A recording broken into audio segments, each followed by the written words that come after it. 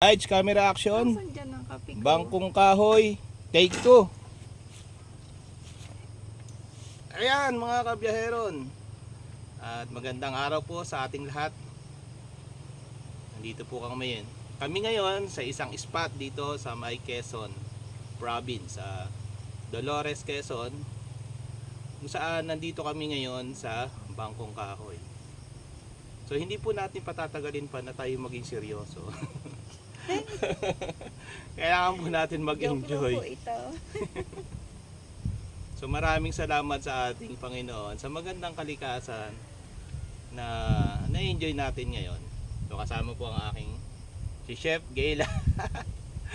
Chef Gayla, mahilig siya mag-bake at saka magluto.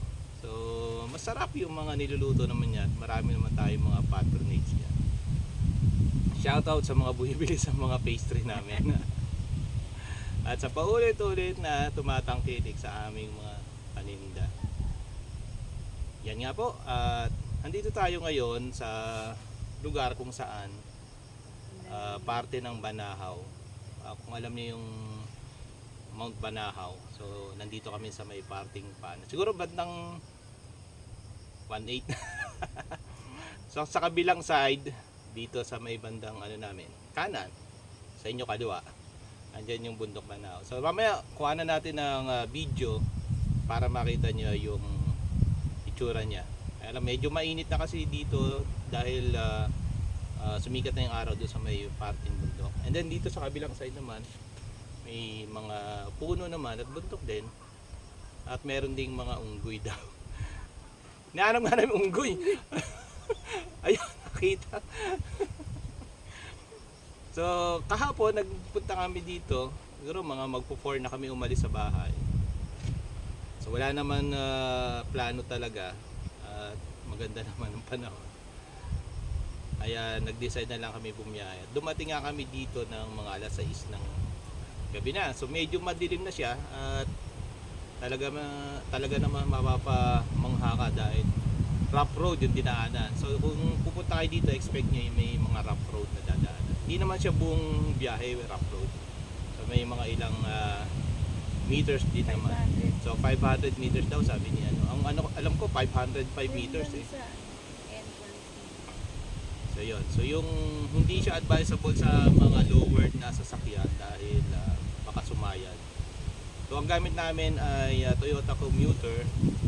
So panis. Basic. Sabi na basic. So dito naman ang mga pwede mong gawin, magluto, mag-cellphone, matulog, kakain, magbilad sa araw, at syempre number 1, yung makakonect sa nature. Sobrang solid talaga. Nung nasa biyahe kami, parang hindi na kami uulit, pero pagdating dito, grabe, solid.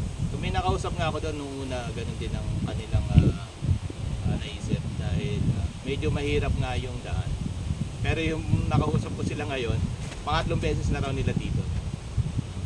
So yung summer, maraganda rin pumunta dahil yun nga lang, maraming tao siguro, expected. At saka, kaya lang mas mahirap din dahil yung mga bato nakausli. Since ngayon medyo nag-uulan, yung mga bato daw ay nalubog, no, dahil malambot ang lupa. So ang entrance dito ay 150 per head. And then kung car camping, 150 lang naman din yung bayad. So may dalawang CR sila, so hindi ko pa napuntahan eh. Pero may dala naman kaming sarili na portable. Yan. Okay naman dito. So kagabi natulog kami ay oras na, hindi namin ramdam yung oras dahil ang sarap talaga. Kita mo yung yung buwan, sakto na di pa naman, baga lipas na yung full moon. At maganda rin, wala siyang lamok. At malamig, so ramdam mo yung lamig ng panahon. Yan. So yun yung experience namin dito. So total pala, binayaran namin dito 450 mga kabiyaheran. Ayan, kung gusto nyo dito, mag chill. So may quiet time naman 9 PM, pero yung iba, pag open pa lang ganito, kahit malayo, rinig mo yung usapan. At saka maganda dito yung huni ng mga ibon. Kahit sa gabi, may night shift na ibon. May mga kasama rin naman kami na nagka-camping din, may motor camping, saka car camping. So kami car camping kami. Medyo, alam mo na, medyo nakakaangat ng barya.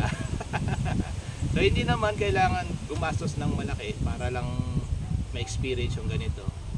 Ang good thing lang dito ay ano lang, yung panahon. Saka ito yung nature therapy. Nature therapy ba ito? Hindi siya makapagsalita kasi overwhelmed siya sa at saka hindi pa kami kumakain. So inuna muna namin ng kape. Dahil sarap magkape. Kasi kung magpe-prepare, Mabilis na mabigyan kape. salamat nga pala sa sponsor namin ng kape. Ang galing ng butterfly niya. Ganda na ng butterfly. Ayun, hindi ko may pakita sa inyo pero ang ganda. Parang dalawang kulay lang, yellow at saka yung black. isang alikabok to, bebe. Oo. Meron pa pala ditong magandang sa gabi, yung firefly watching. Isa lang. May naligaw. Hindi, pero siguro sa ibang lugar.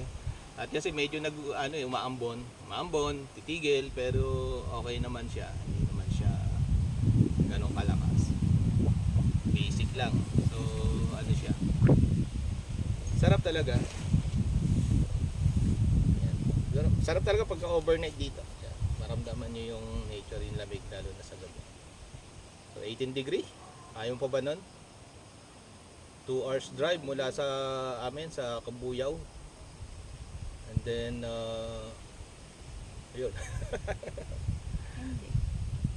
So, yun muna ang update mga kabiyaheron. So, shout out nga pala sa mga kaibigan natin, sa mga hindi pa nag-subscribe.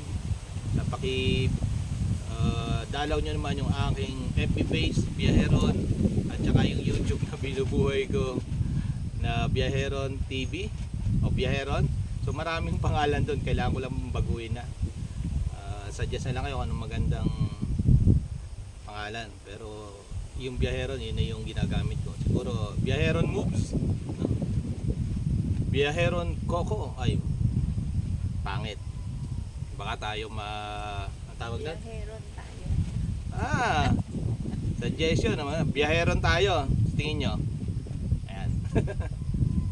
Shoutout sa mga kaibigan natin dyan, sa mga nagka-carcam, yung mga taga Bulacan.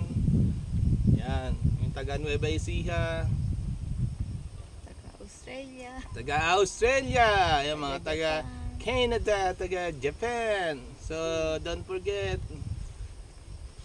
subscribe kayo sa aking YouTube channel. Ba't yung mga iba pagka nagsasalita, no? Ano yata yung audio? Ano? Audio ba yun? Ayun na! Actually, mahirap talaga magsalita sa harap ng camera pagka hindi ka prepare.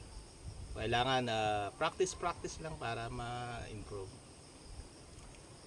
Ayan po. So, ang aking wife, na magandang wife, at maganda pa, at wife. White. Ayan. May katigasan ng ulo. Mas matigas ang ulo ko, siyempre. Siyempre. So, ito muna, higupin ko na ang huling higop ng kape dahil malamig na siya. So, magandang araw po sa inyo. Masayang pagbabiyaheron. See you po sa susunod na adventure ni Biyaheron. Biyaheron tayo. Have a nice day and God bless. Cut!